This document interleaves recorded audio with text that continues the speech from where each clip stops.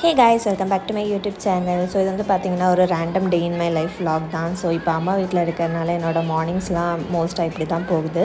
So காலையில் எந்திரிக்கிறது என்னமோ ஒரு 9 o'clock போல் தான். ஸோ எந்திரிச்ச உடனே வெளியே அம்மா கார்டனில் தண்ணி ஊற்றிட்டு இருந்தாங்க. ஸோ அதனால் அம்மாவோட செடி எல்லாத்தையும் சுற்றி பார்த்துட்டு இருந்தேன்.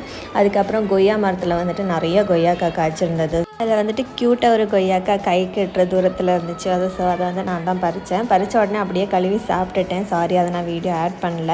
அதுக்கப்புறம் பிரேக்ஃபாஸ்ட்டுக்கு வந்துட்டு அம்மா தோசையும் சாம்பார் தான் செஞ்சுருந்தாங்க. அதை சாப்பிட்டுட்டு அதுக்கப்புறம் அம்மா வந்துட்டு ஒரு வாரமாக தலையில் எண்ணெய் தேய்ன்னு சொல்லிகிட்டு இருந்தாங்க. ஸோ அம்மாவே எண்ணெய் பிடிச்சி வச்சு எண்ணெய் தேய்ச்சி விட்டாங்க. நல்லா மசாஜ் பண்ணி விட்டுருந்தாங்க. ரொம்பவே ரிலாக்ஸிங்காக இருந்துச்சு.